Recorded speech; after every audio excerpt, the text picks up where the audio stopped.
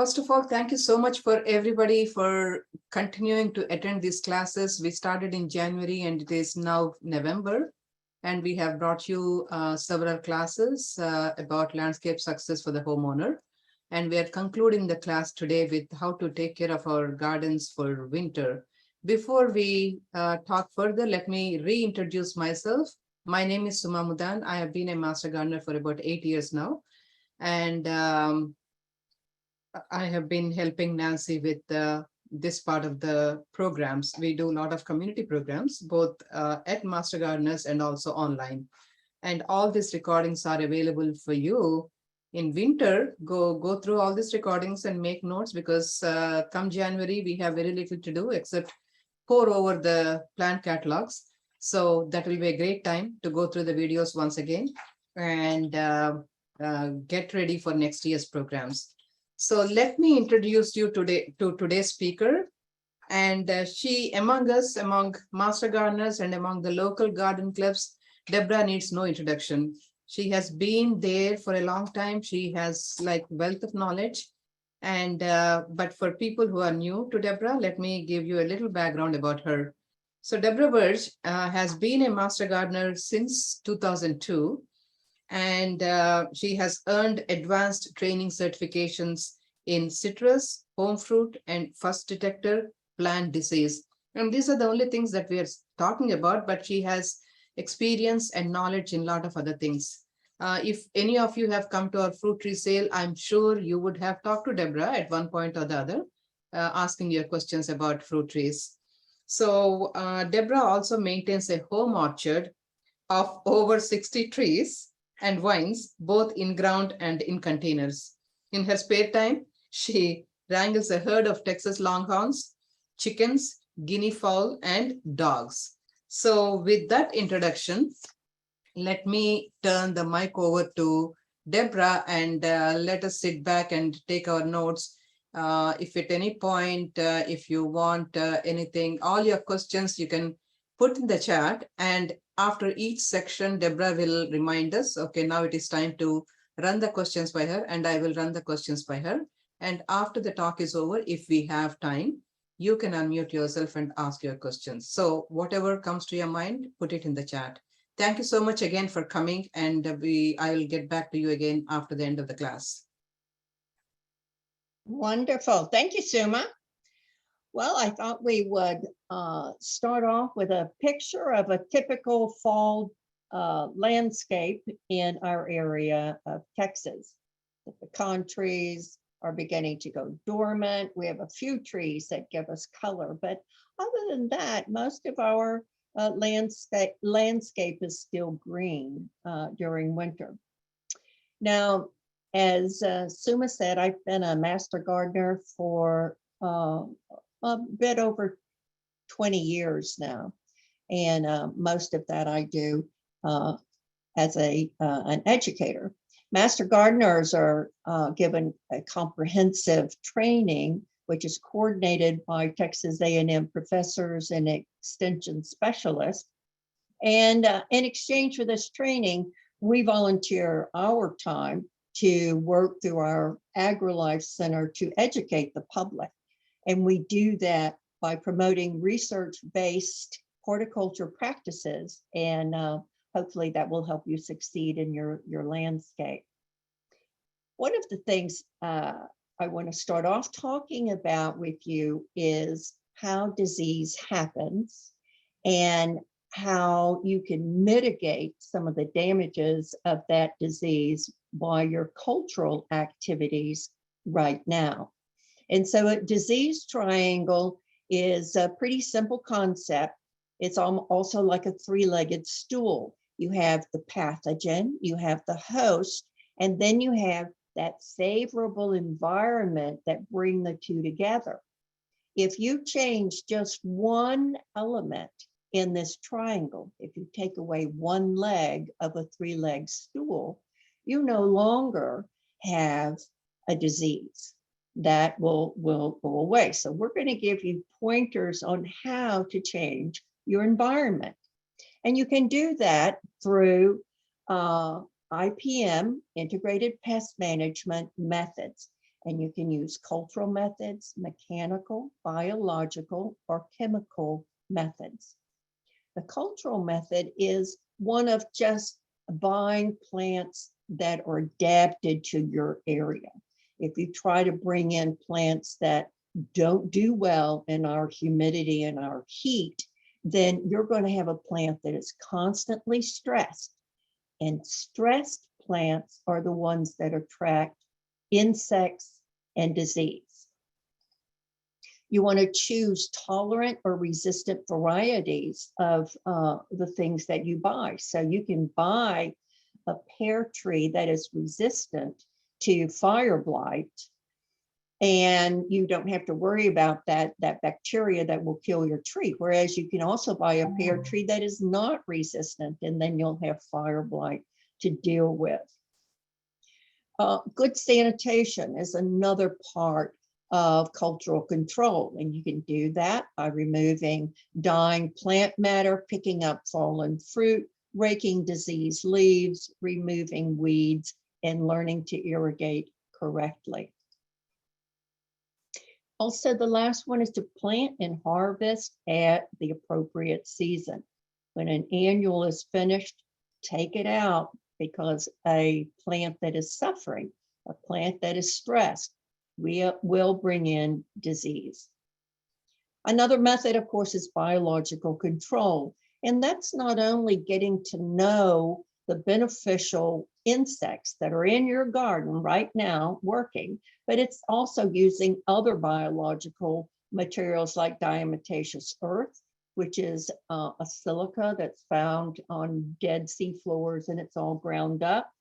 Bacilla thuringiensis and spinosad, both of those are bacteria, natural bacteria found in the soil. And then, of course, we can use oils. You can help sustain your beneficial insects by growing plants that they can feed off of in the winter. Lady beetles are a great help in our garden, and luckily the adults can survive on nectar during the winter. So if you let your winter vegetables go to bloom, or if you plant cilantro, borage, anything like this, you're helping to sustain them.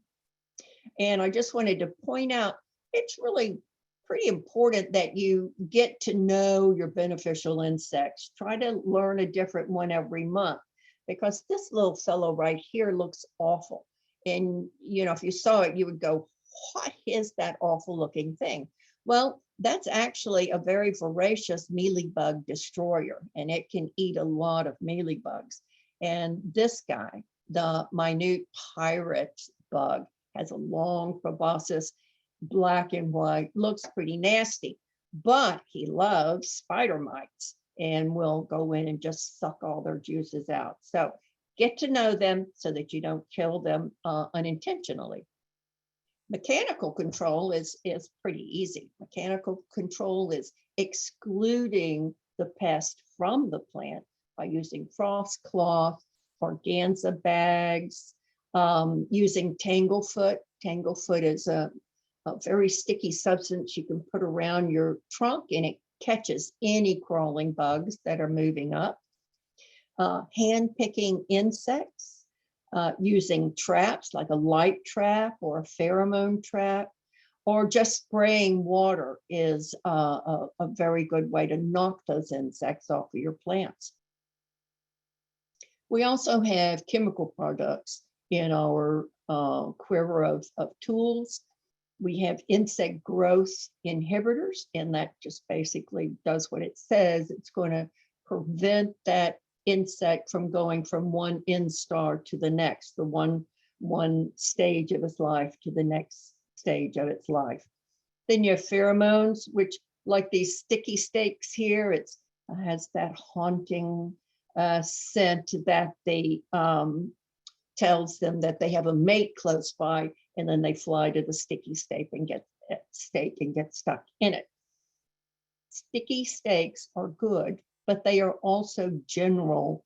They're not specific killers. They will kill anything that lands on the sticky tape, and that could be an innocent beetle or anyone else. And then we also have the biological and chemical, which is the bacillus or even soap and water. So then we have pesticides. Pesticides, let's remember, are formulated to kill, harm, repel, or mitigate one or more species of insects. They work in different ways. Some insects disrupt the nervous system. Some damage the exoskeleton. Some simply repel them. Others control their ability to grow or reproduce. But with all pesticides, there are different levels of risk to non-target insects, people, pets, and the environment. So now we're going to spend just a moment talking about how disease spreads. Are there any questions so far? Yes, there's one question so far, Deborah, Yes. and this person wants to know, can they use pool DE for garden? Diatomaceous earth. Diatomaceous earth is diatomaceous earth. Just like other products, some are human grade and some are not. The pool is not human grade, which just means it's less refined and less filtered. That's the only difference. In a pint, you could use it, but remember, if you use it in the garden, don't use it on the foodstuffs. Don't put it on the tomatoes. Don't put it on the cucumbers. Okay. And if you do use it, always be sure and wash. But yes, you could use it in your garden. It's just not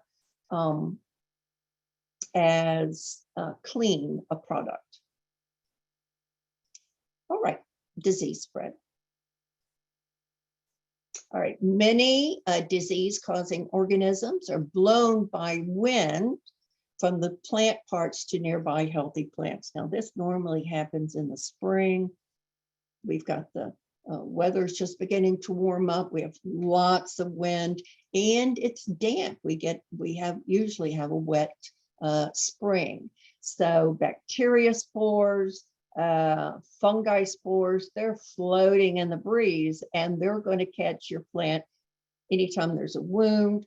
For fire blight, the most common entry point are the blooms when they first open.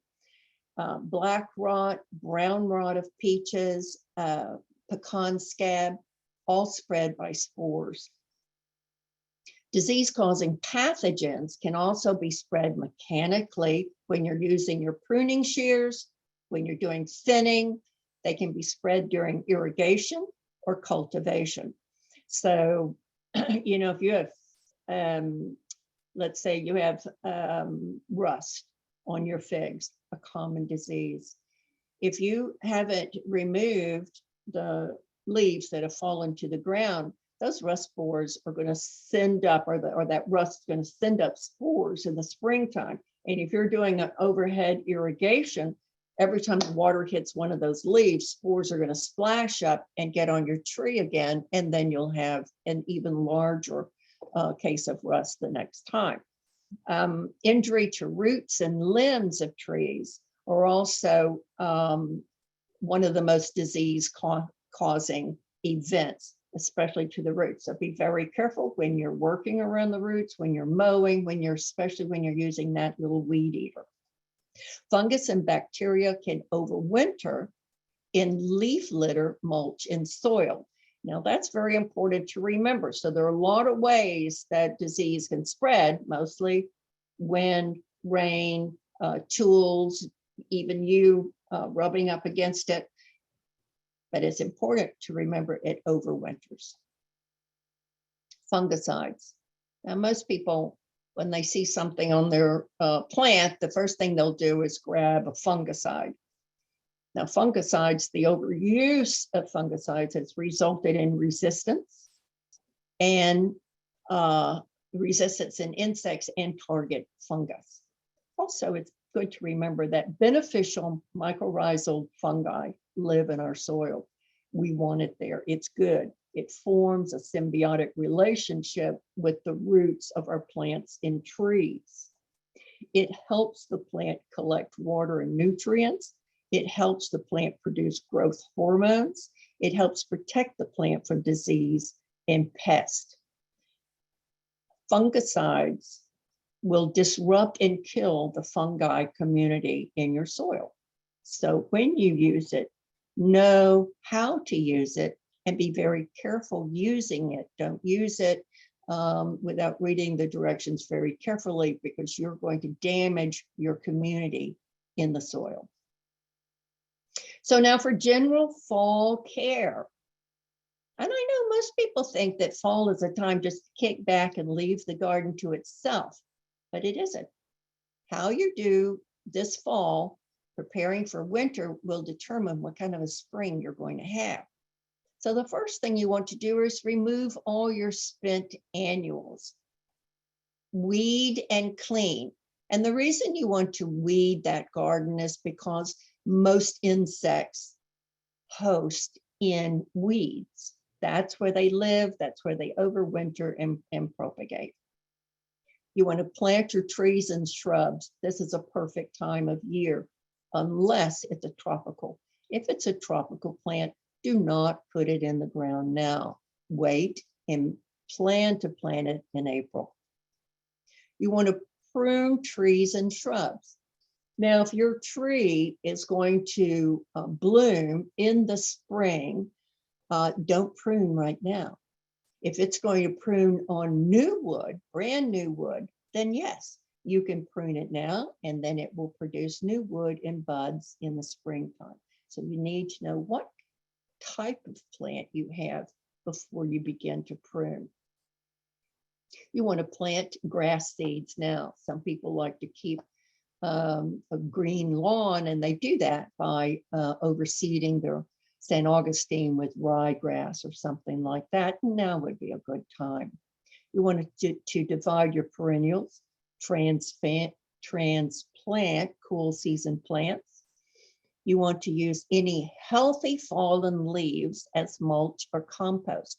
It really is a very good compost because it's rich in nutrients. You want to move tender potted plants. You want to wrap your pipes. Don't wait for that nor'easter to come in and it's blowing 50 miles an hour and you're trying to wrap plants. Now is also a good time to apply pre-emergent herbicides. Pre-emergent herbicides will not keep weeds that are rooted in your yard from coming up again, but what it will do is it will keep seeds from germinating. That's basically what pre-emergent herbicides do. They just keep seeds from germinating. So now it is a good time to put down for those winter grasses. And most of all, you want to spend time in your garden going from plant to plant and inspect your plants. You want to look for sooty mold. Sooty mold is that nasty black stuff you get on the leaves of your plants. It grows on honeydew, and honeydew is produced by one of these guys. So if you have sooty mold, that's not really your problem. The problem is what has caused the honeydew that has given you the sooty mold. So our number one creature here is this little leaf, and this leaf is covered with aphids. Now, aphids are very soft-bodied. They come in a range of colors, everything from pink to black, yellow, green. Some are winged, but most are wingless their entire lives. Number two is our mealybug. Mealybugs are those sticky white little creatures. You're usually going to find them under leaves, kind of all clumped together. They're going to be in the branches of your tree and twigs, that sort of thing. Then we have scale. That's this one and this one. Now you can see the shininess on the back of this leaf. That shininess is the honeydew, because insects will ingest the sap from the plant and then they poop honeydew. And so that's what we're seeing on that leaf. And then this is our scale close up. If you ever wonder if you have scale or if you have mealybug or what's there, just run your finger down. Scale will bleed. It's not really blood, it's just a red material, but it looks like blood. So that tells you you have scale. Scale has to be treated differently because, as you can see, the females have this protective covering and they have their young underneath that covering. So a contact insecticide would do no good. Next, we have whitefly, and that is this one, and that is disgusting. Look at that. Whitefly are really attracted not only by stress plants, but they also love honeydew, and they will go straight for a plant that has other issues. And then we have spider mites. Look at these little guys up here. Now that's highly magnified, but they really do look like crabs running around. So the important thing to know about all of these plants is that they will overwinter on your plants. And then in the spring, boom, you've got a population. So we want to act on that now. And one of the things you want to look for are any nearby ant communities, because ants do farm all of those plants. They usually concentrate on scale and on aphids, but you can see how they're nurturing these. They've been known to move them up and down the plant. They've been known to keep the adults underground and then take the young and take them up on the plants. And they farm them for honeydew. See the babies down here all feeding on honeydew, and the adult is doing her thing. And this ant is helping itself to the honeydew because they will eat it for themselves and they will also feed it to their young. So what are we going to do? Well, inspect your plants often. You can use double-sided tape, put it tightly around a limb if you suspect that you have insects moving, and then watch for any insects moving onto that tape. Look for the crawlers, because if you have aphids, they're going to be born live and they're going to be scurrying. They'll hide and then they'll scurry onto new areas to feed. It can help you find when the scale young move out from under the mother and begin to move. This can help you in a lot of ways to identify when the young are active. That's when you want to use a contact insecticide. You want to check your irrigation. If your garden is going dormant, if your San Augustine lawn is going dormant, your trees are losing its leaves, it does not need the same irrigation rate that you had on it in the summer. You need to turn your irrigation down slowly and then turn it off completely. And don't think about turning it on again until May, unless our drought continues. But that's generally turn it off in November, turn it back on in May. You want to blow or rake all the leaves out of your bed if your plant is infected. That's going to help you mitigate a reinfection in spring. Remove your mulch, because most of these will also stay in your mulch over winter. Control your ant communities. If you have ants, you have to get rid of those ants in order to get rid of your sucking insects. You want to weed. Again, we're talking about getting rid of that host plant for insects. And now to talk about a particular group of insects, we have the leaf miner that you'll see on citrus. And this is what leaf miner looks like. It's a silver trail, kind of serpentine, goes round and round, makes the leaves distorted and curled. And that's because leaf miner feed on them. But leaf miner only feed on the brand new leaves when they're about the size of a mouse ears. That's when they go and feed on them. And they lay an egg. That egg becomes the larva that makes all of these twists and turns in the leaf. Now, often you can see the larvae in there, and it's a lot of fun just to squish them and watch them pop. But other than that, there's nothing you can do about it. Once they're in that leaf, they're between the dermis and the epidermis. No contact insecticide is going to reach them. They form their galleries and sometimes their own fruit also. They do distort and curl the leaf. Most disturbingly, the gallery is the primary entry for citrus canker because it is a wound. Good news, leaf miners are dormant in the winter.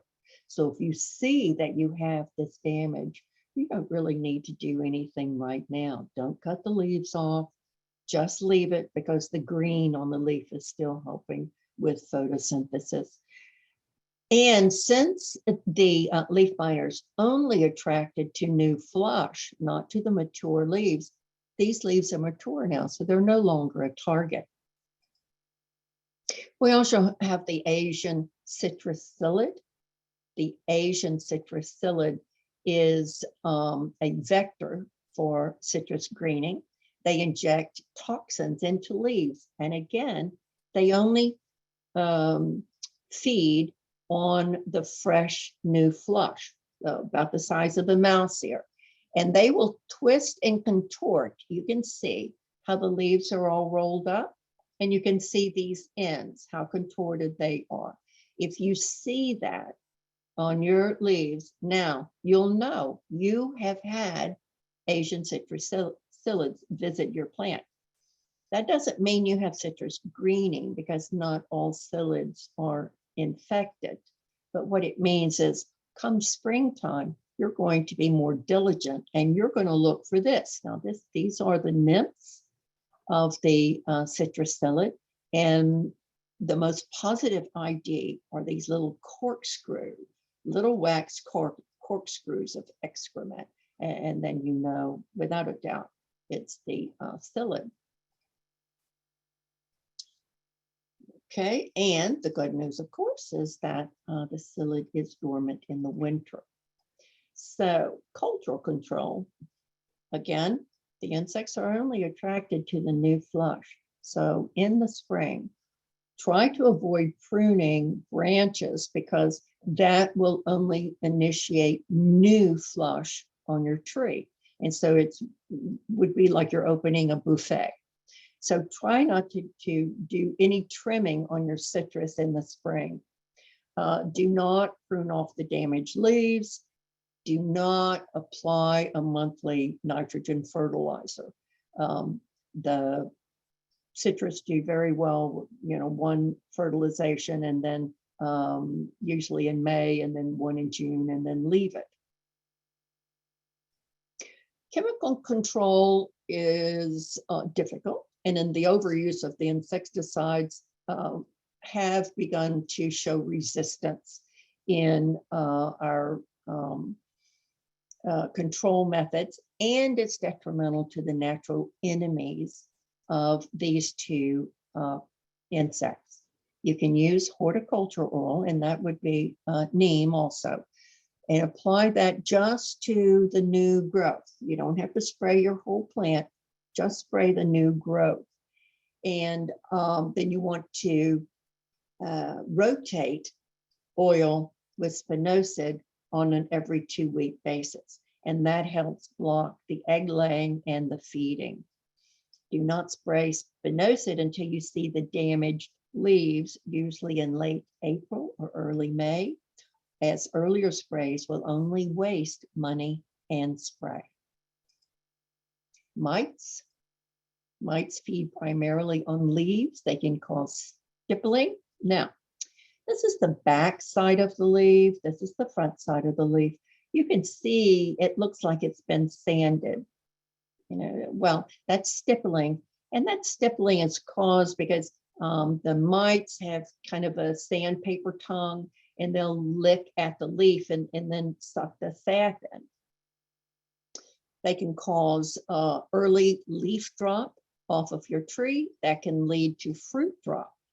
They love the warm, wet conditions of late summer, early fall, and they just thrive on it. They can cause sunburning of the fruit, drop fruit, and reduced photosynthesis. Remember that spider mites are mites. Mites will overwinter on your tree in every nook and cranny of the bark. So what to do? Well, you're scanning. If you see that you have mites this year, just remember in the spring, they are difficult to control. Just spraying your tree throughout the year with a very strong stream of water will knock their population down, which is exactly what you want to do. You can try to control it with a mitocidal oil and soap. Remember, it needs to be miticide, not insecticidal, but mitocidal. Thoroughly cover the upper and lower leaf surface. An effective use of the oils require the oil to persist on the tree long enough to kill the insect, but not long enough to cause tree injury. Too much oil will cover the foliage and will interfere with photosynthesis and transpiration. So it's a balancing act you have to do. And that damage can be in leaf dieback, leaf drop, and reduced sugars in your fruit. Best thing to do is rake up all those fallen leaves because it's full of mites. Rake them up and destroy them. Remove that mulch and put down some new mulch. And you can use double-sided tape to track the crawlers. All right, any questions on all of that? Yeah, we have a couple of questions, Deborah. Okay. One is Debbie is having problems with something that is tunneling under the bark of her plants.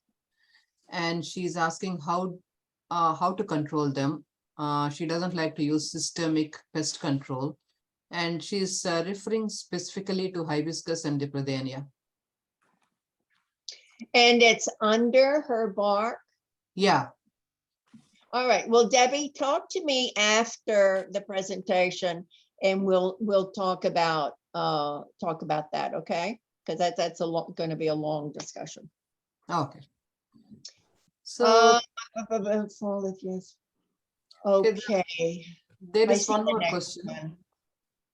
The next one on the vegetable and flower. Yeah. Which vegetables, which flowers? RuPaul, you can go on fbng.org, and I do believe they have a list of fall plants that are suitable for our area. You might, the list is very, very long. All right. If you're looking through your garden and you're scouting and you find something like this on your crepe myrtle, you know, gasp, it's pretty bad. This is crepe myrtle bark scale.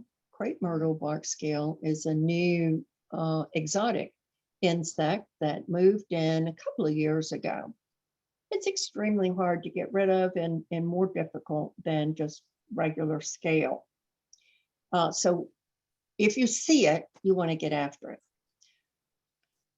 You can see the red going down here. That's because the photographer just ran his thumb down the branch. This is what they look like. They look kind of puffy and white. But what I wanted to show you, let's look over here. You see this one and this one and this one and this one. These are live. These are live. But see all these others? These are dead.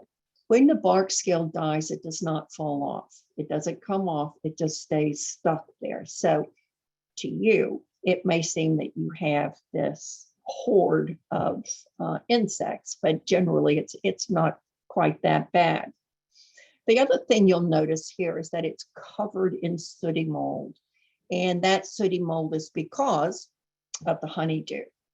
But here also you can see the bark is splitting. Now, crepe myrtles will shed their bark. As they grow, they shed bark.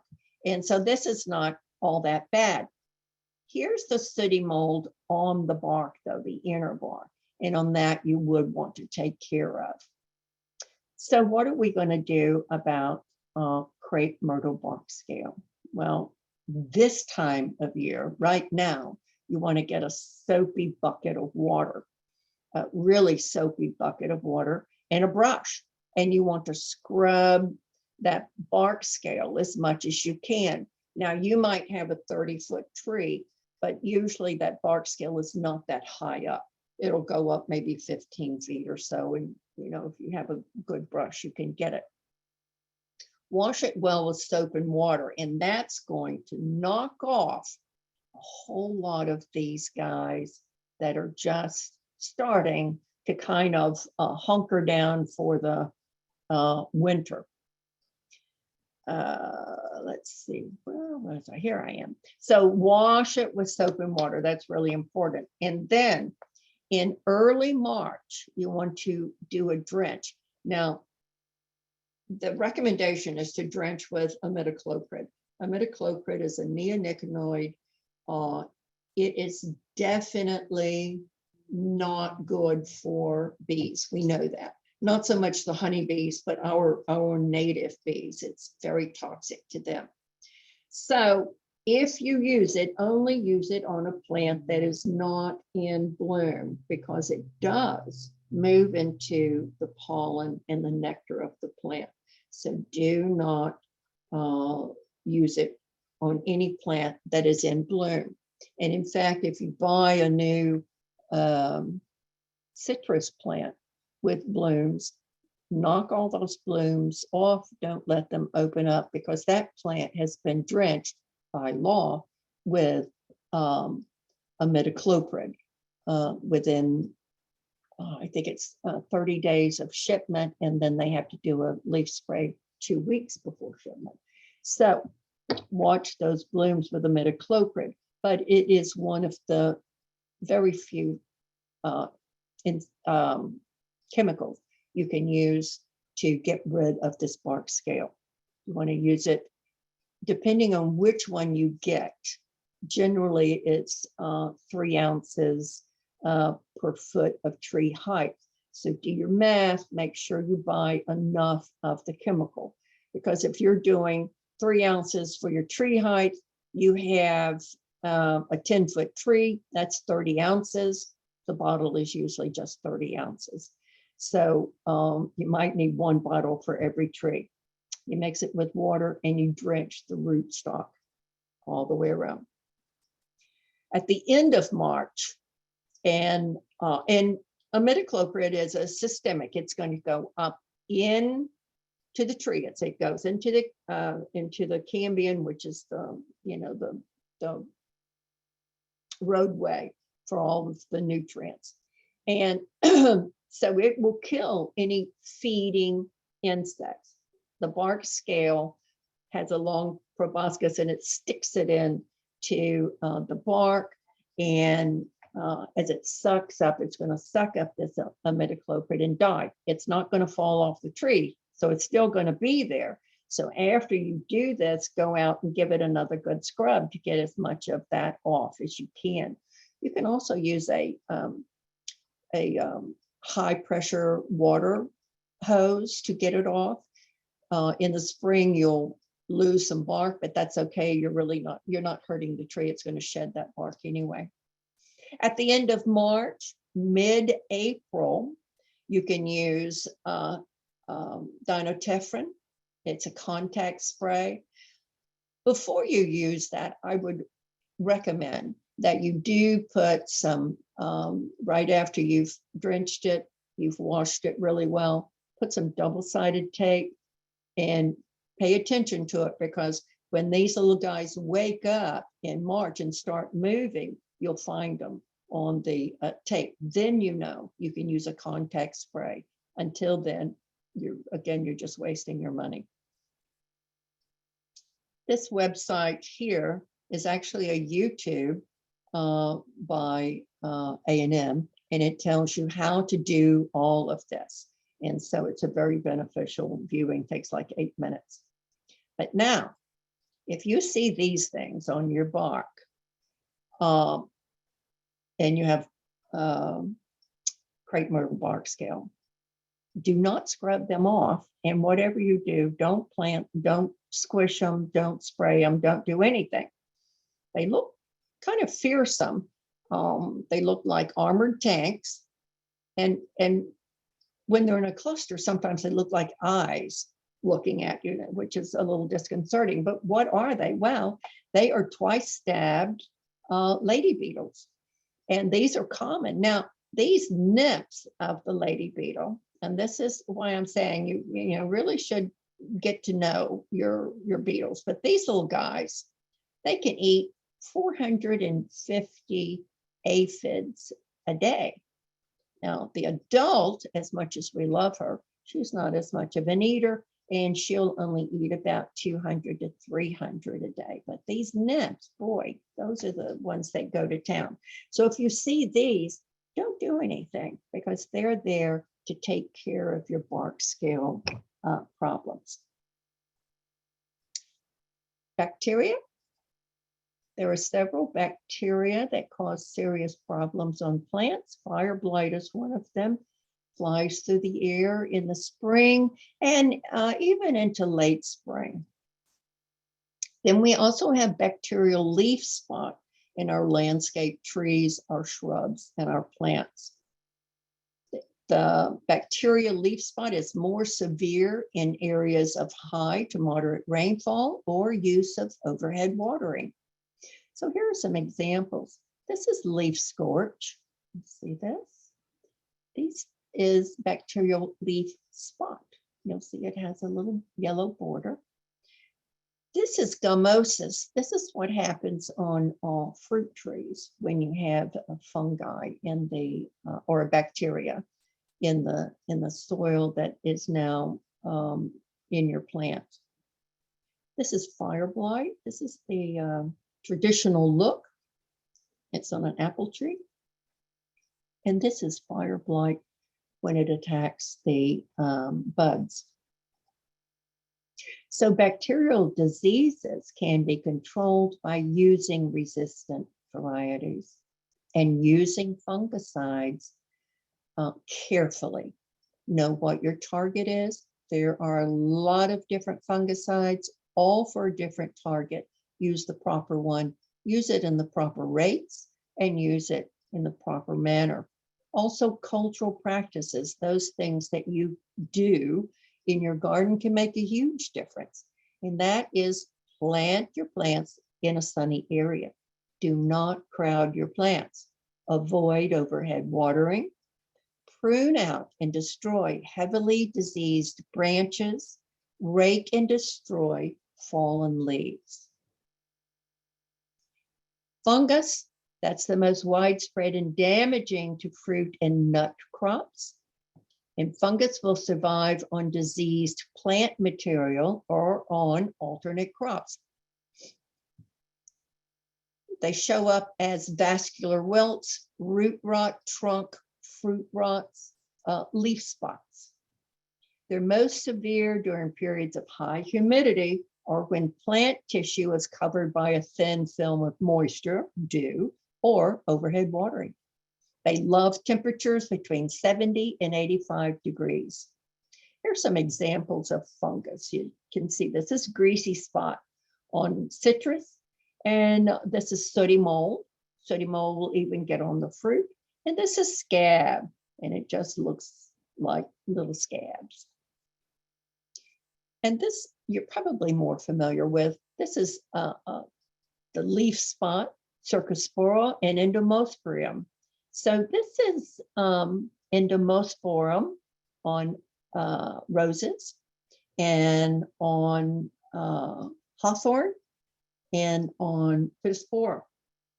This is Cercospora on crepe myrtle. That's why crepe myrtle gets this beautiful fall color. It's usually that bacterial spot turns them red, and then they all fall off. Spacing your plants to improve air movement will help control this. You need to speed the evaporation of moisture from the foliage. Surface or drip irrigation is preferred. If you must overhead, schedule it between 2 and 6 a.m. or at midday to reduce the period of wetness on the leaf. Collect and discard fallen diseased leaves, which are an important source of the fungal spores. Do we see a pattern? I think the pattern that we see here is do not crowd your plants. So this winter, if you have a crowded bed of too many things overgrown, take some of them out. Give your plants some space to breathe. Avoid overhead watering. If you can't convert to ground watering, then do change your schedule and make sure that you water very early in the morning so those leaves can dry off. Prune and destroy heavily diseased branches. Now's a perfect time to do that. Rake and destroy diseased fallen leaves. All of these things will help you with bacteria. It will help you with fungal problems. It's just one of your best tools in your toolbox. Viruses are submicroscopic pathogens. They increase in number once they're inside the host plant. They can be spread by insects, nematodes, seeds, infected propagating material, and by mechanical methods. The symptoms are often confused with plant mutations, nutrient deficiencies, toxicities, and other pathogens. You can control viruses in your garden by using resistant varieties, rotating your crop, don't plant the same thing the same place, weed and insect control.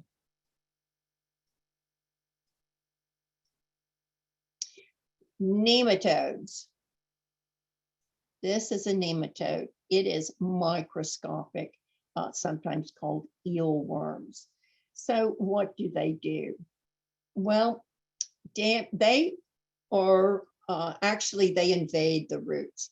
And so the plant will develop a distinct symptom based on which type of nematode is parasitizing the plant. There are a lot of different nematodes. The root knot nematode is the most common, and it will damage your plant by causing swellings and galls on the root. It causes the plant to be stunted, and it looks like it has nutrient deficiencies. If you pull a plant up and it has knots on the root, the nitrogen will do that also. So if you can just tap the roots and the little balls fall, that's nitrogen.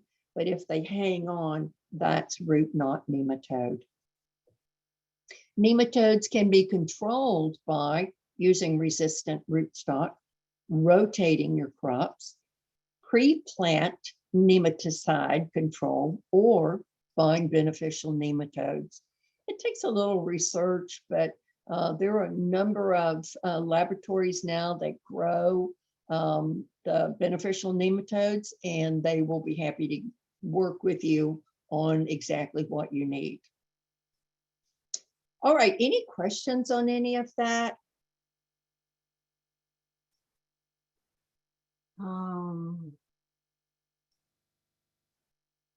No, I don't see any questions so far. Oh, okay. There's one question from Patrick.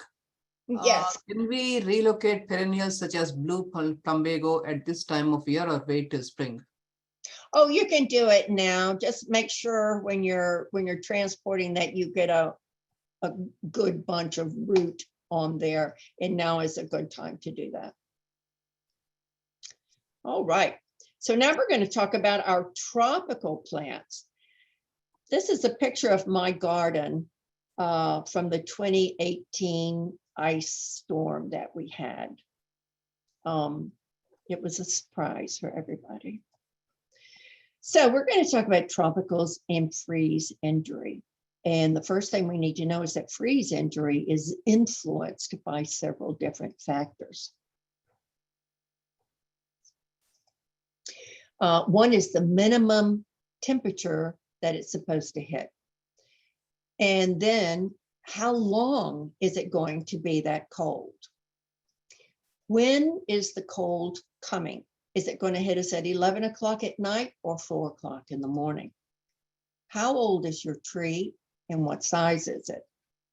What stage of dormancy is it in? What variety of scion and rootstock do you have? Overall tree condition, is it stressed or is it very healthy? And how bad will it be? Well, 3 to 4 hours just at the threshold that this plant can take will be more damaging than just a brief dip below it. So if you have a tree that only gets down to, let's say, 35, and it gets down to 35 and it's there for 3 or 4 hours, that tree is going to have more damage than that same tree if the temperature hits 32, but only for an hour and then goes back up. December freezes, of course, are always more damaging than January freezes. And that's simply because they haven't hardened off yet. I love this weather we've been having, and I hope it doesn't get hot again, because this is hardening off all of our tropical trees and plants. It's making them more and more quiescent, where they're starting to go dormant, and they're more and more able to withstand cold. So this is actually perfect. So what plants need protection? Citrus, avocado, guava, mango, pineapple, pitaya, banana, papaya. If you're growing any of those, you need to plan on protecting them. One of the best ways to protect them is to use radiant heat. Now, blankets. Blankets do not keep plants warm. Blankets keep us warm because we radiate heat. We can wrap the blanket around us and hold the heat in. If you wrap a blanket around a plant and make it into a lollipop, you're not doing any good at all, because all of that heat, the radiant heat from the soil, is escaping, because your plant does not radiate heat. The main source of heat is soil. On a cold night, the heat from the soil that has been gathered all day will rise up around the plant. You want to use the blanket for trapping that in. So let me just move on. All right, even cold soil is actually significantly warmer than freezing, 32 degrees, and thus a source of heat. You don't want to, it doesn't really matter about what you're doing. What you want to do is you just want to keep your plant above freezing. Often you do that by having a very good site selection for your plant from the beginning, having your covers ready and on hand, watering those plants before the freeze comes in, banking any grafted plants, or using insulation. Site selection would be placing your plant that needs protection on the south side of some type of windbreak. It can be a house, it can be a fence, it can be a shed. All of these things, especially concrete, will absorb heat throughout the day and then release it gradually at night. Now for covers, you want to make sure that you put your cover, your frost cloth over the top of your tree, and you want to secure it all the way down to the ground. Now you can use bricks, you can use boards, whatever, but something needs to hold that down, because if it's not held down and the wind blows it, you're still going to lose all of that radiant heat. You can use any material, but if you use plastic, always make sure you have some type of cloth around the tree and then put your plastic. And that's because plastic releases energy very, very quickly. So the plastic will simply serve the purpose of keeping your cloth from getting wet. And generally our big cold fronts come in with water also. Plants under drought stress, and yes, our plants are under drought stress. They're more susceptible to cold damage. Watering several days before the cold weather, will help relieve some of that stress. The water will hold warmth and release it slowly. Watering right before freeze is a source of warmth. Every little bit counts. Now, here's another way of using water in radiant heat, and that's with these buckets. So sometimes you just have to make a choice of what you're going to do on your tropicals. If your tropicals are large and you cannot tint all of them, or you don't have tint or time, or you're surprised by that big freeze, you can always plan ahead by getting these 5-gallon buckets, filling them with water, putting a lid on them, and putting them all around the base of your tree. Because if nothing else, it's going to protect that graft union and that part of the trunk, and it will grow again next year. So here's another take on that, just to see how far it will work. The other thing you want to do is to remember to remove all your mulch. Mulch is a wonderful thing, but mulch cools the soil and it holds moisture. So moisture is good. Yes, it does radiate heat, but that mulch will not radiate or not take in as much heat as the soil. So rake that back so you have bare ground underneath your tree. Banking is also an excellent way to save young trees or trees that are grafted. Soil banks can be put in place around Thanksgiving and left in place until February. You do want to check those banks before every big freeze and make sure that the soil is packed around the tree. Through time and wind blowing, you can wallow out a little hole, water can get in there, and then you can have a freeze event there. So make sure it's packed tightly. You only want to use soil, well-packed soil. Mulch and sand are too porous and they will allow the cold to seep in. So these are some examples. This was using mulch, but they also wrapped it with a container to keep as much of the wind and cold out as they could.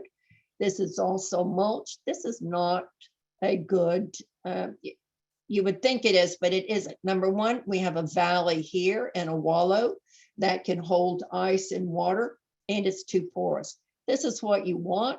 You want little volcanoes of soil packed in, and that's going to keep them well protected. You can also use insulation. This is housing insulation, attic insulation. Pipe insulation, sheets, styrofoam, and plastic will give you spotty results, and they simply do not work. Fiberglass insulation, the attic insulation, will work to protect from the freezes. You want to wrap the plants prior to the freeze and then remove that wrapping as soon as the freeze has passed. Otherwise, the plant will overheat quickly.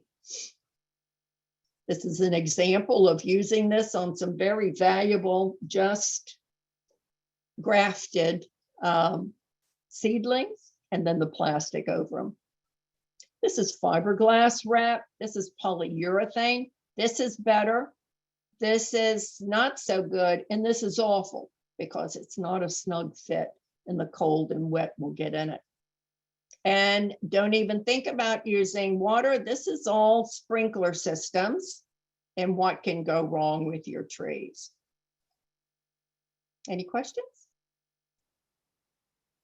I do not see any questions, but I have a question. You mentioned that we should protect the soil warmth by spreading the blankets on the canopy of the trees? Like, how do you do that? Means you're just spreading the blankets all around the tree on the floor? We're going to just move backward. There we are. So here's your blanket. Here's your tree. Here's your blanket. You're going to put it from all the way across, all the way down, and then you're going to put boards, bricks, whatever on the edges to hold it down.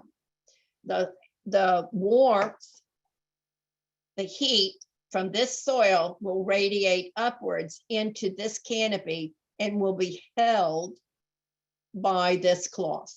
Okay, Okay, okay, thank you. you bet. Any other questions? I don't see any other questions, but can you also, since we have some time, Yeah, I'll open it up for questions, but can you quickly talk about the tropical plants, papayas and bananas, and like the things that are in the ground, not in the pots? what to do with them? Yeah, how to Okay, protect them? Should we well, protect them? all right, here's what you want to do. If you have planted them in the ground, all of these plants, you're number one, you need to know that they stop growing at around 50, 55 degrees. They just stop growing, and then they start getting cool and cooler. This is not natural for them, of course. So you want to try to generate as much radiant heat as possible. The 5-gallon water bucket trick works pretty well. Fill these buckets, put them around, make sure that they are uncovered during the day so that they can gather up the heat, and then cover the plant and the buckets at night with this big blanket or tarp or something like that. That's number one.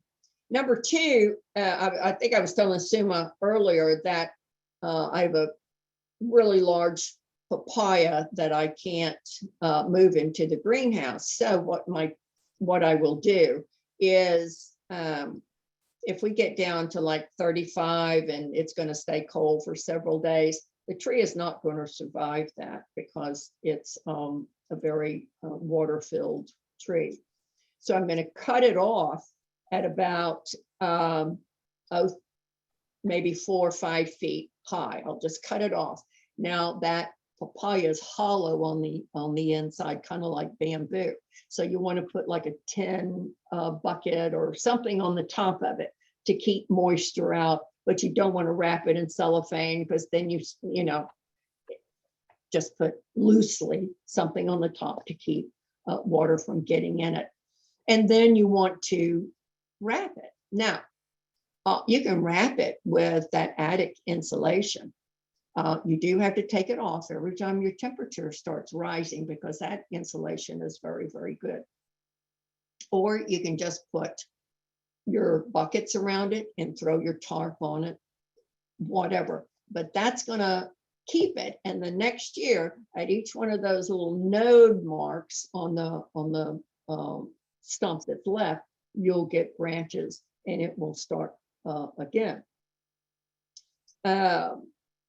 Let's see, we also talked about bananas. If you want fruit next year, it takes about 18 to 24 months, depending on the variety, for a tree to mature enough to put on a pod. Now, if you want to make sure that you overwinter, because it's actually 135 successive leaves that will make your pod. So you can cut your tree off at about 5 feet, and it makes sure it's a tree that grew from a pup this year, and then wrap it thickly with newspaper. And then I usually wrap duct tape, hold that, and then put a garbage bag over it to keep that newspaper dry. And then in the spring, as soon as you see new leaves coming out, take all that off, and it'll just keep growing. And it's an easy way to get pups. It's work, but it's pretty easy to do. Papaya, guava. Guava is not so bad, especially if you have a Mexican guava. It can take a lot of cold. It will not take freezing, but it can take a lot of cold. And when you think about it, we only have a couple of freezes in the winter. Just sometimes they're nastier than others. So again, radiant heat is your best friend on that. All right, any other questions? I don't see any other questions, but I'm going to suggest to people to unmute themselves and ask the questions if they have any. All right. Oh, I see one here about, let's see, is there any way I can save my 1-month-old banana fruit? Oh, fruit, not plant. Okay. Okay. Are you talking about Annie? Are you talking about a stalk of bananas? Maybe she has a flower, banana flower with small fruit. I don't know. No, I don't know. I already have a bunch of bananas hanging. It's just a month old, you know, the banana. Okay, so they're not, they haven't filled out yet? It is. Oh, you know what?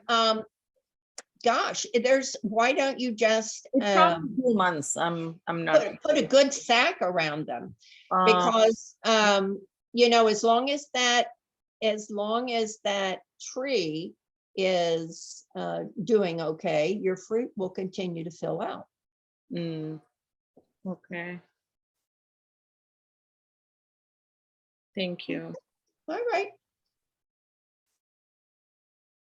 Hey, Deborah, this is Nancy Schaff. One thing you didn't talk about was using lights or heat lamps around plants for freezes. Yeah. I don't talk about those because there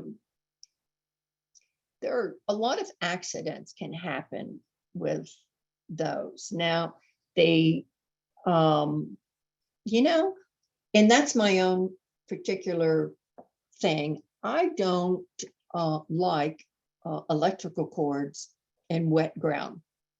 And of course, as I said, anytime we get the freezes, it's going to be raining like crazy. Plus, I don't have any electrical outlets way out in my yard. And so the advice I try to give is more of a practical advice for the general people. If you want to use lights, use lights. You have to use the old fluorescent lights, incandescent Christmas tree lights, not the new LEDs. So yeah, you can use lights. It's a matter of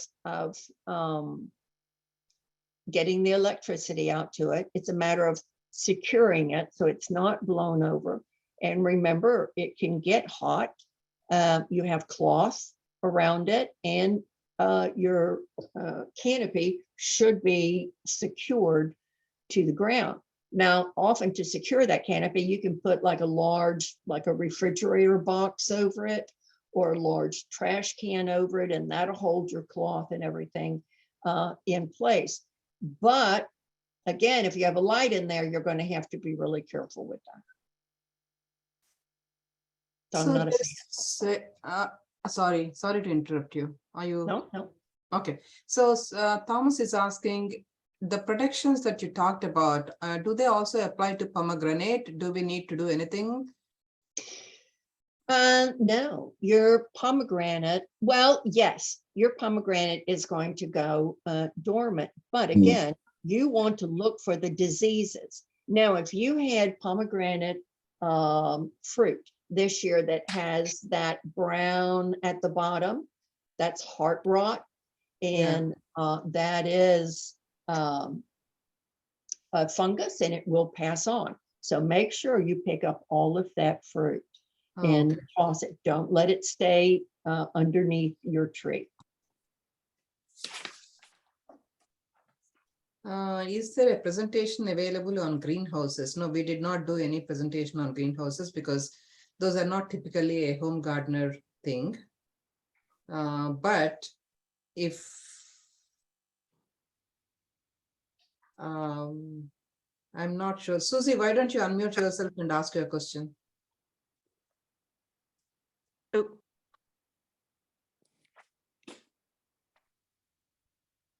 Yes, can you see me? Okay. I don't mean a huge greenhouse like for the nurseries, but I have Okay. several tropical plants. And I have seen some small greenhouses made with, I think, The green either stuff? plastic and on Amazon that are small with some kind of metallic thing. And Yeah. I didn't know if any of those are effective. They or- are. They They are. are. They are good. I will tell you the one problem with the small greenhouses like that, they're little pop-ups and they're nice. The problem is the wind, because they can become a projectile if you're not careful. So it's making sure you can weigh them down. I did use one over my mango trees that I had planted, and I even tied it to my fence, my cattle fence, to try to hold it down. And by golly, it was blown to shreds the next day. So there's a pro and a con on everything. Now, I ended up giving it to my daughter. She uses it on her patio, just pops it up, puts tons of plants in it, and she's very happy with it. But in Okay. the open spaces, it's wind is a real problem. Is it necessary to have a heater or some type of heat source? Not necessarily, in fact, it's going to be kind of the opposite. It can get way too hot. And because, as I said, we don't have that long degree of really killing weather. It just comes in spurts, and then it'll get really hot and then it'll get cold again. So when it heats up, that greenhouse will become like a sauna. So you can't just put it up and have your plant in it and walk away. You're going to have to be out there lifting all of those windows on it and unzipping it, making sure that it's cooling off properly.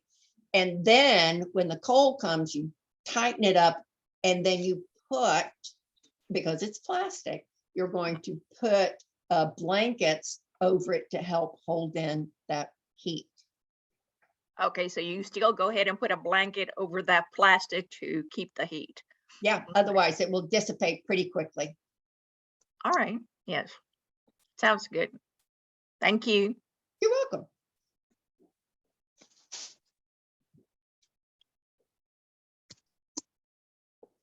Yes, also, Deborah, I had seen one on Amazon that was like 9 by 12 feet. I thought, oh, that's almost the size of a room in a house.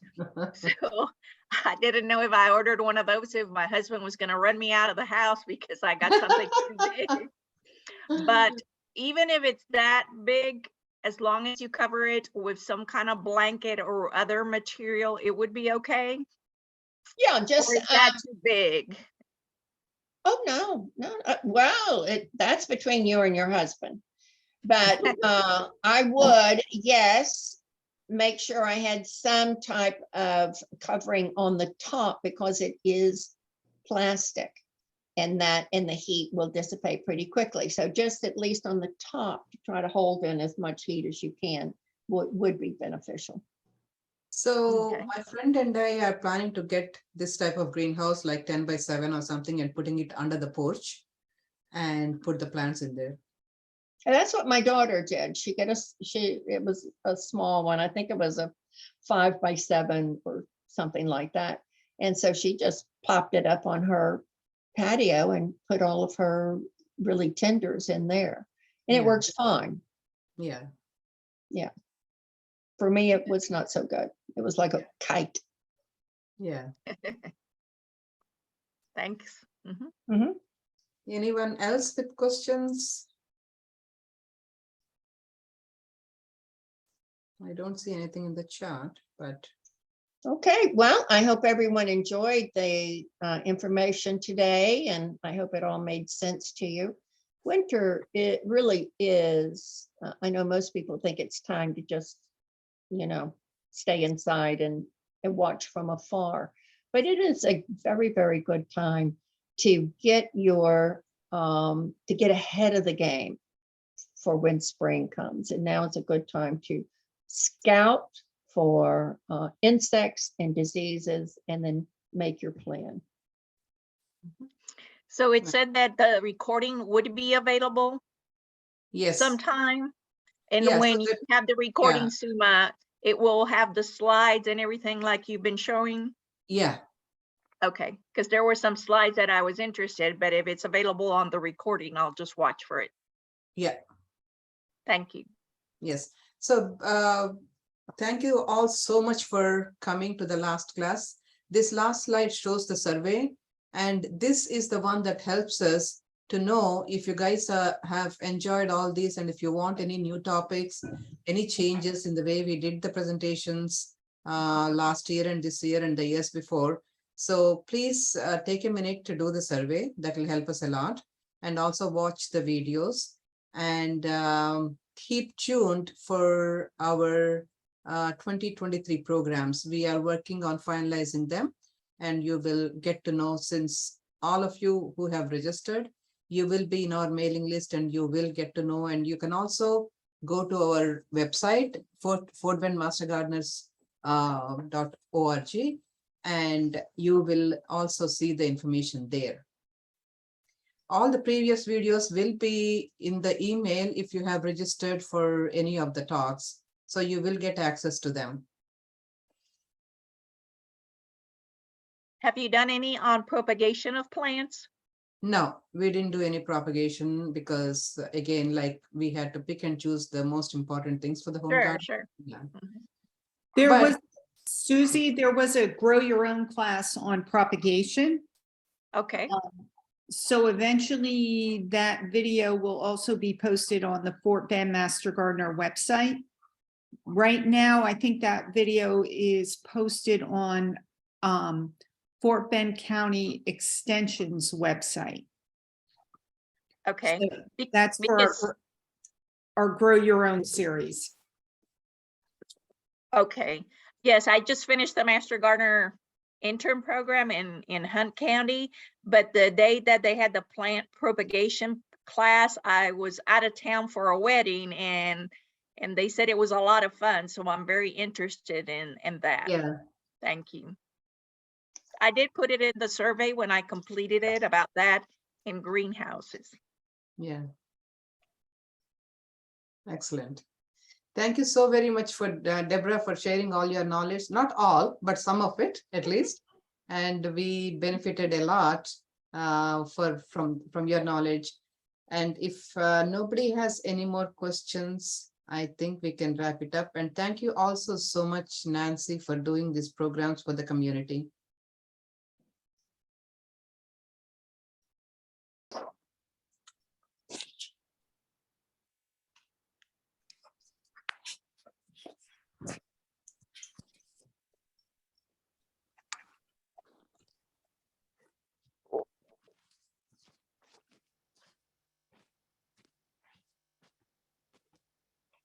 All right. Deborah, you had a question from someone before about their plant that had borers or something. Oh, that's right. She had wanted to know something about hibiscus don't get borers, so I think- would be Yeah, interested under the to know. bark, yeah, they're tunneling under the bark. Was Yeah, that that's- Debbie? I'm not sure who asked the question. Oh, that's Debbie. Debbie Bright. Debbie's still on. Debbie, if you want to unmute yourself, you could ask. And we also have someone who has their hand raised, but it just says Samsung SM. Oh, yeah, If they have a question. yeah.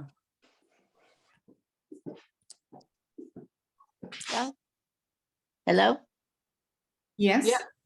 Hi, this is Kathy Gilmore. I don't know why my name isn't on there, but I'm planning on getting a lean-to type of Greenhouse. greenhouse. Yes, and it's gonna go, of course, against the house, which is brick, and right beside it is a fence. So I think it's pretty well protected. But what I was thinking, and I kind of had a makeshift one last year with a framework, but I was going to buy a real one now, and I had a like a shop light underneath with a timer on, so it only was turned on at night when it was coldest, and then it would be off during the day. And that I was planning on doing that. Is that a safety risk?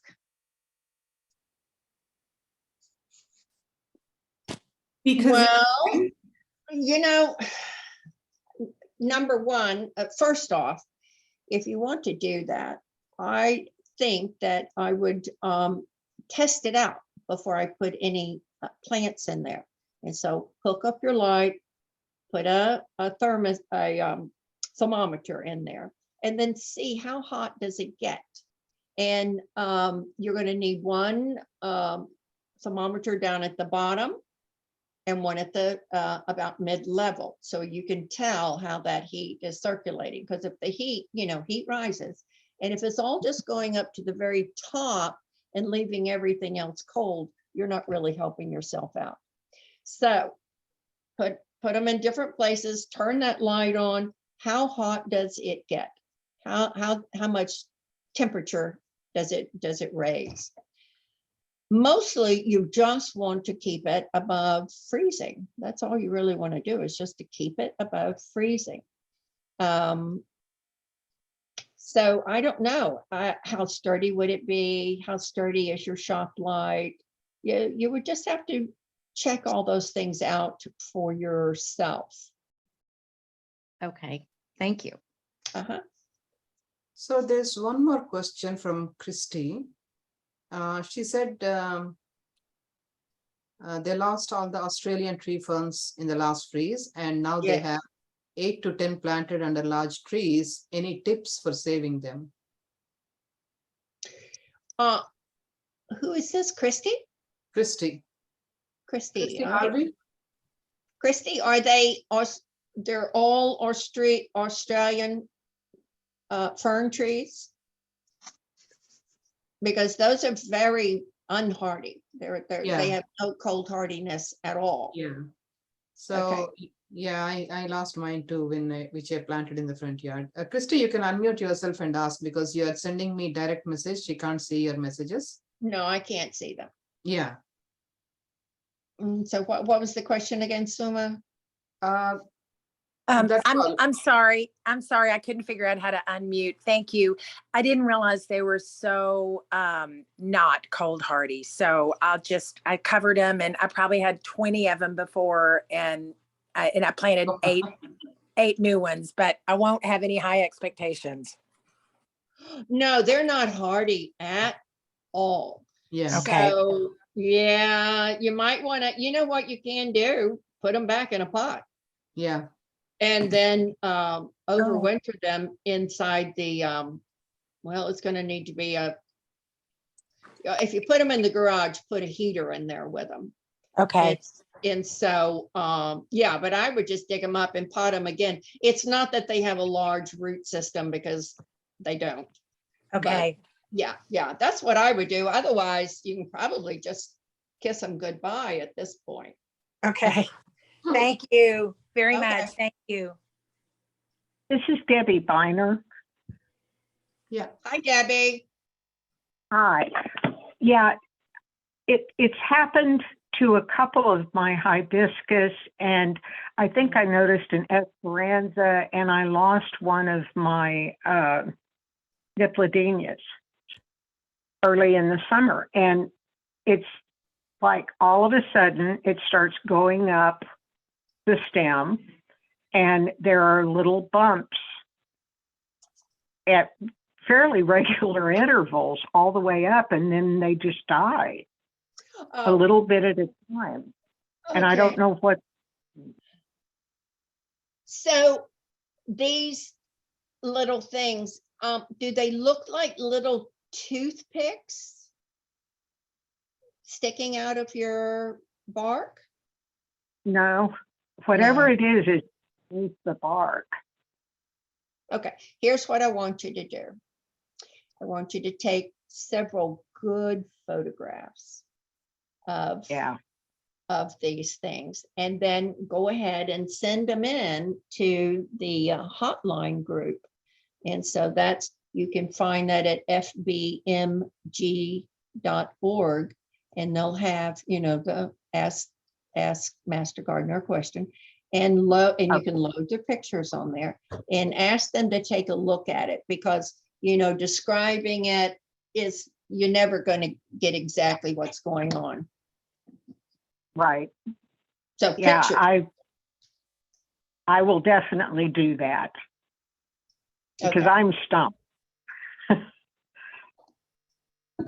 Okay, well, Thank you. I am too. It sounds extremely peculiar to me, but also enticing. I would love to figure it out. Okay, I will definitely send it in. Okay. There's one more question from Larry. Mm-hmm. Tips for blister beetles on Swiss chard, spinosad or DE? Ah, well, Yeah, I see them. you can probably, you know, probably do both. You know, the larva is just like a little green worm guy. And on that one, you would want to use the DE on that one. If it's the beetle that you're messing with, you most likely are going to want to just use the spinosad. So it depends on where they are in their life stage. Okay, is that it? Yeah. All right.